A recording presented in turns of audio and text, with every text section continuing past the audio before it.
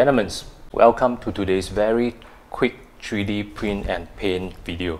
And nope, I'm not the first in the world to get this, the Ultraman Zero Tamashii Nation 10th anniversary statue.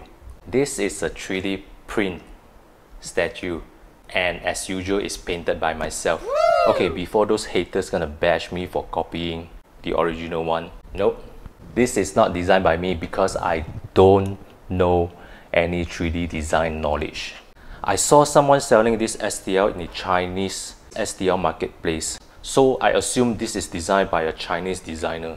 So I asked my friend to help me to buy this 3D file and help me to print it and scale it up to 1/4 scale. And today painting process is a little bit long because I record out almost all the painting process. So if you are interested how this Ultraman Zero painting process is like, please be patient and watch throughout the whole video. And without further ado, let's check out the very quick painting process on this, the Ultraman Zero 66 cm 1/4 scale statue. Let's go. Okay guys, let's take a very closer look on this. The Ultraman Zero, based on the Tamashii Nation 10th anniversary of Ultraman Zero statue. Okay, as you can see, this thing is so huge. Let's take a quick turn around. The original one is scale in 1/6 scale. We are talking about a human scale, okay, and of course not the original Ultraman size in 1/6 scale. And that total height is about 60 cm, but mine is 66. You might be wondering why the quarter scale, the 1/4 scale, actually just taller by a bit, taller by 6 cm, because I compare side by side with my other quarter scale 3D prints. The scale, the size is accurate, but then I realized I forgot that I actually cut down one layer of the base. Actually got three, 1, 2, 3, and another one I cut down because it's too expensive. For the base itself, okay, the base itself, the cost is roughly about the same like my other 3D prints, the quarter scale 3D prints. Nani? So my heart, my wallet is actually bleeding. But this is for myself, my own collections. But if anyone is interested, you can PM me as well on my Facebook page, okay? We can talk about the printing fee and stuff. Okay, let's take a closer look on the Ultraman Zero himself, okay? I think the head sculpt is pretty good. Okay, take a look.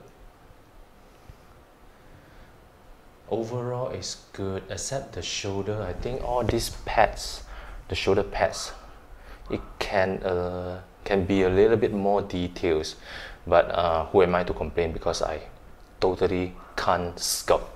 I totally can't 3D design. I can't even design a face or a shape, anything. It's so hard. So I totally respect the designer of this. Okay, and the body lines I think is okay. And this is gonna use a lot of masking. Oh, I really hate masking, but this time I want to make this good. Maybe I'll take my own sweet time to slowly paint this, slowly mask all the parts to paint it. This is my first 3D print Ultraman, and it's the first time I paint an Ultraman. I love Tiga, but this Ultraman is good, and nobody came out with Ultraman Tiga, the nice Ultraman Tiga 3D file yet. So, okay, without further ado, let's check out the very quick painting process on this, the Ultraman Zero. Let's go. Okay, now I'm gonna spray this whole base in black by using a spray can because this thing is too huge. And then I'm gonna spray a light layer of gray. And then now it's the clear blue, light blue effects on the rocks. As for the Ultraman, I spray a layer of silver first on those silver body parts. I very seldom use dry brushing methods, but dry brushing can actually brings out the texture of the surface. As you can see now, the layer, the effects actually came out. Then the most hated part, masking. I'm going to carve it out and cut it based on the shape. It's very tiring. As you can see, my back's really hurt. I choose my sofa in the living room. I just sit out there and just continue cutting it out. Okay guys, I really hate masking.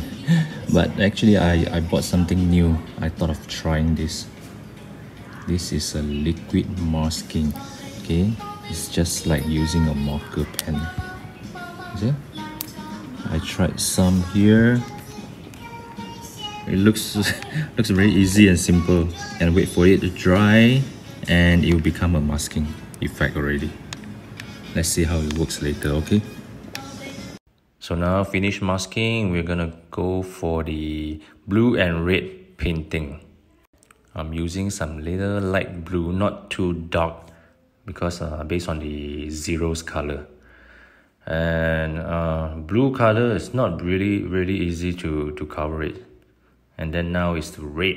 Doesn't matter, I can't cover the blue parts because might show some little bit effects. And it is finished. No, not yet. We're gonna peel off all the masking and pray that it doesn't peel off the paint. It looks really satisfying. And now I'm gonna add a little bit of shadowing on the silver parts and the line as well. A very light black shadowing effects. Don't forget the leg, the parts, every line that you can see. And the best part is you can cover those paint defects. And it is finished. No, not yet. Now I'm gonna touch up those small parts by using hand painting because I'm really tired, really tired of doing masking anymore.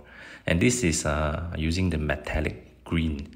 This paint is quite good because it can totally cover it without leaving those brush marks on the surface. Okay, some metallic blue on the bracelet and then on his chest. The chest part is quite big, so it's quite easy for me to paint it. And it is finished. No, not yet. Now we're gonna use the Tamashii panel lining black ink to draw out the line, the outline. Doesn't matter when it came off the line because we're gonna do some brush off later. You see, went off the line. That doesn't matter. I'm gonna use the Zippo liquid fluid, okay, to dab off those excessive ink that came off the line. You just dab it because you don't want to clean out those ink inside those lines. Make it more like a dirty effects. And now you see, it's quite natural already. And it is finished. Not yet. We need, because the silver part is too shining, we need to bring down those shining effects. So my favorite one is this Mr. Hobby Super Clear Matte type. Just spread it all over the body and you can see that the silver actually become more dull. Not so shining, it become matte. And please remember to wear the mask because the smell is really strong. Then we shall check out the matte effect looks. Ta-da! And it is finished. Yes, it's finally done.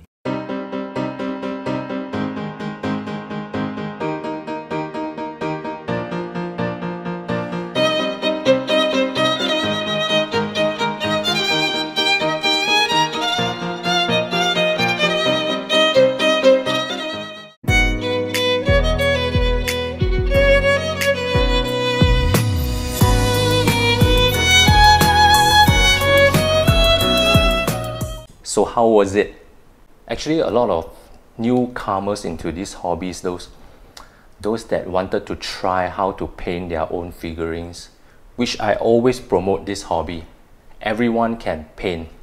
And I always tell them that don't be afraid to try. All you need to do is buy a paint, buy a brush or airbrush and just start. And I always tell them that if you manage to finish painting a whole statue from zero, you can consider yourself as a successful painter. Because it's totally not easy to paint from scratch, from the unpainted kit, the gray or the white. So don't be afraid, everyone can paint, which makes our collections more unique. And why would I want to print this and paint it myself? Because the original one from Bandai, the price is about 6,000 ringgit Malaysia, excluding shipping and stuff, okay, which is about 1,500 USD.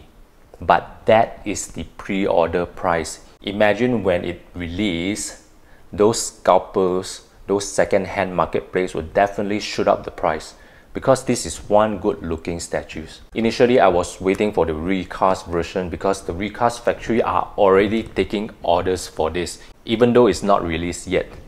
But since I found this STL, I said, why not? Why not I print something for myself? One big Ultraman statue to join my small Ultraman collections corner.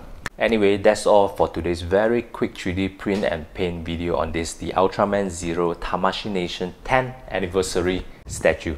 Thank you for watching. Don't forget to click the subscribe button and give me a like on this video. I'll see you guys next time. Goodbye.